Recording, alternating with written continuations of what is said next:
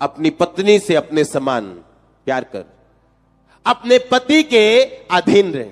लाखों घर टूट चुके और आपको लगता है कि आपके दादा दादी इकट्ठे हैं, पर वो है नहीं। माता पिता इकट्ठे हैं, पर वो है नहीं। बच्चों की वजह से साथ रहने का मतलब यह है आप ऑलरेडी डाइवोर्स हो चुके हो, बस पेपर नहीं है आपके पास डाइवोर्स के। बाइबल कहती है अगर पति और पत्नी एक मन नहीं है तो उनकी प्रार्थनाएं रुक जाएंगी। बाइबल कहती है, पौलुस ने कहा तुम्हारी प्रार्थनाएं ना रुके और शैतान का दाव तुम पर ना चले, इसलिए पति और पत्नी दोनों एक मन रहो। यह बाइबल की प्रोफेसी है।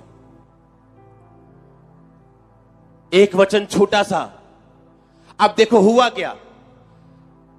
मां की चली कैसे, उसने अपने बेटे को भेजा, स्वादिष्ट खाना बना के उसके बाजुओं पर बकरी की खाल बांध दी, गले पे बकरी की खाल बांध दी। जब वो लेके गया अपने पिता के सामने, उसका पिता बोला ओए इतनी जल्दी कैसे आ गया तू शिकार करके? कहता तेरे परमेश्वर ने उसको मेरे हाथ में कर दिया।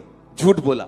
उसने जब देखा टटोला, या ये तो वाकई मुझे बोल तो याकूब सा लगता है, पर इसके कपड़ों की स्मेल, जब उसने हाथ लगा के देखा बाजुओं पे कि ये तो बालों वाला पुरुष है, ये एसाव ही है, तो उसको आशीष दी। जब एसाव आया मांस का वो लेके, तो उसने कहा मैं तो आशीष दे चुका हूं। और बाइबल कहती एसाव ने अपने मन में ठान लिया कि जब मेरे फादर की डेथ होगी मैं याकूब को भी मार दूंगा। उसकी वाइफ को फिर पता चला कि एसाव ने ऐसा सोचा, याकूब को भगाना पड़ा उसे अपने घर से। हाँ कि ना? भगाया कि नहीं भगाया? अब इमेजिन करो, सिर्फ 4 जन है फैमिली में। कौन कौन? फादर, मदर, 2 भाई। अब एक भाई चला गया कहां पे? मीलों दूर। वाइफ का मुंह उधर है क्योंकि हस्बैंड उससे नाराज है कि तूने ऐसा क्यों किया। हस्बैंड का मुंह इधर है। एक बेटा दूर है और दूसरा बेटा जो एसाव बचा, उसने इस्माइल की बेटी के साथ शादी की जिससे इसहाक नफरत करता था। पूरी फैमिली टूट गई उनकी। रीजन क्या निकला? हस्बैंड और वाइफ की आपस में ना बनना। 2 भाई है, एक कहां चला गया? एक दूर चला गया क्योंकि एक भाई उसको मारना चाहता है। उसकी मां ने बोला था, कहती आशीष तुझको लगे और श्राप मैं कमाऊं। अपने लाइफ के जीते जी रिबिका याकूब को दोबारा कभी नहीं देख पाई जब वो चला गया उसके घर से। अपने फेवरेट बेटे को अपने लाइफ टाइम उसने कभी नहीं देखा। क्या आपको ट्रेजेडी नहीं लगती है? हां, क्या आपको ट्रेजेडी नहीं लगती? मैंने कहा क्या दुखी होने वाली बात नहीं है क्या? हां, कि जिससे आप प्यार करते हो वो चला गया। हस्बैंड से आपकी बनती नहीं। जिस बेटे के लिए किया वो बेटा दूर भेजना पड़ा, और जो बेटा दूसरा था वो दूसरे का दुश्मन है। अब वो बेटा ना तो बाप को बुला रहा है क्योंकि उसने इस्माइल की बेटी के साथ शादी की जो इसहाक नहीं चाहता था। वाइफ के साथ, मां के साथ बनी नहीं क्योंकि उसने छोटे भाई का साथ दिया। सारी फैमिली कचरा हो गई। रीजन क्या निकला? एक वचन तोड़ना। क्या था वो वचन? पत्नी अपने पति के अधीन रहे, पति अपनी पत्नी से प्यार करे। आपको क्या लगता है? छोटा सा वचन है, कोई प्रॉब्लम नहीं, टूट गया तो, पर उसका असर कहां जाएगा? यीशु मसीह के मुंह से निकला वचन छोटा सा आपकी जनरेशन बना सकता है या बिगाड़ सकता है। आप देखो, जनरेशन बनानी है कि बिगाड़नी है? हालेलुया। अगर मेरे बच्चे को मेरी पत्नी ने कुछ करने के लिए मना किया और उसे मालूम है कि पापा के पास जाओ कुछ हल हो जाएगा, और मेरे पास आए, मैं वो करूं? मैंने कहा मम्मा ने क्या बोला? मम्मा ने कहा नहीं करना। मैं कहा वही फॉलो करो जो मम्मा ने कहा। हां, जब वो छोटा है उसे मालूम होगा कि ये दोनों टूटने वाले नहीं है। अगर एक ने नो कहा तो दूसरे की भी क्या है? अगर आप सहमत नहीं है मां की नो से, तो बच्चे को यह चीज पता नहीं होनी चाहिए वो आपके अंदर का फैसला जो बाद में बदला जा सकता है।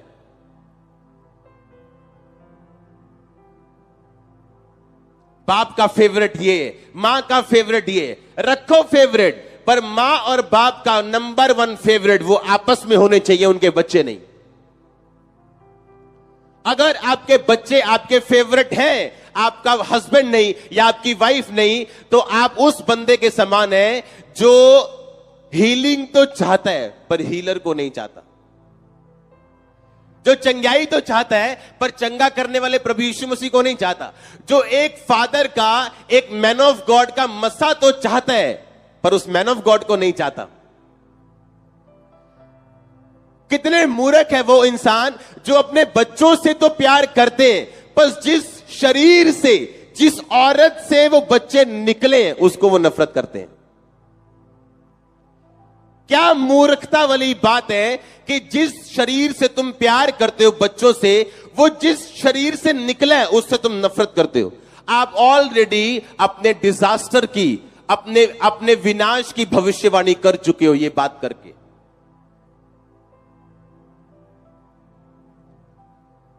जब दाई बच्चा पैदा नहीं करती तो दुखी होती है मां। हां, अंग पैर पेट फट जाता है, कई बार दर्द ज्यादा टाइम लगी रहती है, समझ नहीं आती। जब दाई होती है तो आसानी होती है। आपकी वाइफ आपके लिए दाई के समान है।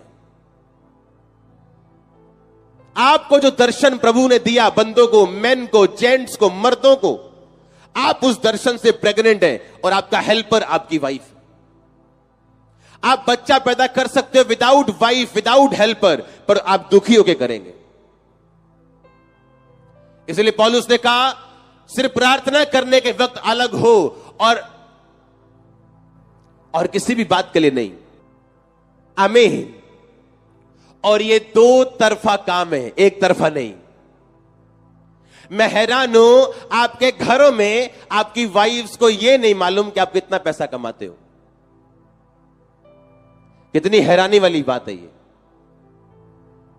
क्यों? क्योंकि बंदों को भी कॉन्फिडेंस नहीं है कि अगर मैं असली तनख्वाह बताऊंगा तो पैसे इधर उधर जाएंगे,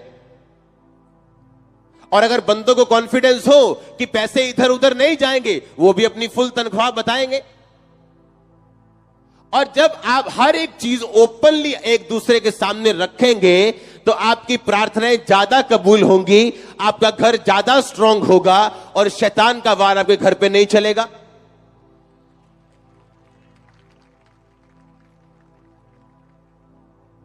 एक गलती क्या थी वो? अपनी वाइफ के साथ कोई इंटीमेसी नहीं है, कोई प्यार नहीं है। मेरा फेवरेट कौन है? एसाव। हो सकता है एसाव उसको शिकार का मांस और शिकार का भोजन खिलाता हो, और जब वो रिबिका से बोलता हो खाना बनाई, ओ नहीं है मेरा बिजी है। जो चीजें आपको ग्रेट बनाती है वो क्या है? छोटी। जो आपको गिराती है वो क्या है? पर है क्या? बड़ी। वाइफ और हस्बैंड में जो चीजें एक दूसरे से दूर करती है वो क्या है? छोटी।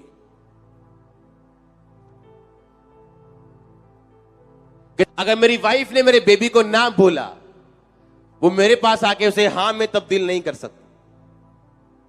आमीन।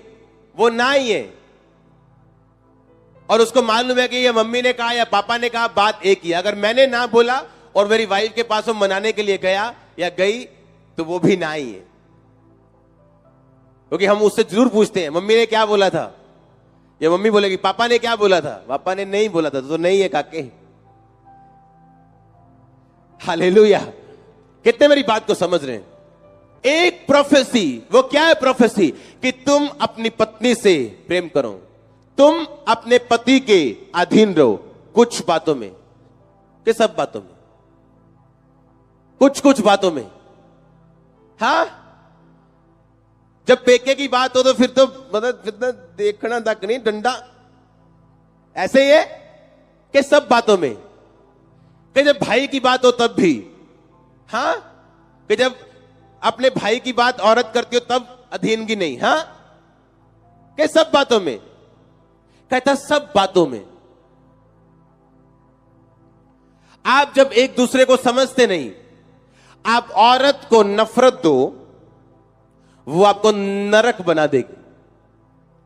आप उसको लव दो, वो आपके घर को स्वर्ग बना देगी। हाँ, आपके ऊपर है आप क्या देना चाहते हो और क्या लेना चाहते हो।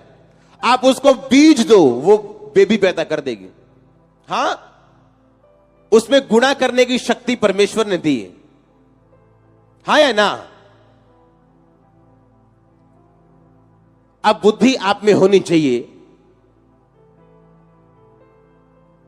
कि कौन सी बात हमें, हो सकता है आप किसी और बात पे सहमत हो और वो किसी और बात पे सहमत हो, पर आपकी जो बाइबल सामने खड़ी है वो एक ही बात पे सहमत है।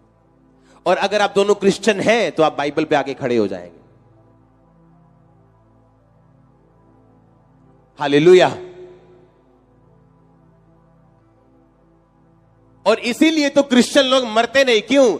अगर एक का दिमाग और है और एक की सोच और है तो आप बाइबल पे आ जाओगे जो एक ही सोच पे। इसीलिए अगर आपकी वाइफ क्रिश्चियन है और आप क्रिश्चियन हैं और दोनों आत्मा में बढ़ना चाहते हो तो आप ऑलरेडी स्वर्ग में हो। धक्के खाते भी आप आ जाओगे लाइन पे। ओ आमीन, छोटा चर्च। आप मेरी बात समझ रहे हो कि नहीं? ये वर्ड की प्रोफेसी है, वचन की भविष्यवाणी है जो मैं आपको दे रहा हूं। एक छोटी सी बात जो हम मैरिजेस पे सुनते हैं पर कभी ध्यान नहीं दिया। एक छोटी सी बात जो हम बाइबल पढ़ते पढ़ते ऐसे ही गुजार जाते हैं और हमने कभी ध्यान नहीं दिया। इमेजिन करो एक आत्मिक जन। मैं आपको एक क्वेश्चन पूछना चाहता हूं। एक आत्मिक जन इसहाक जिसपे प्रभु का अनुग्रह है,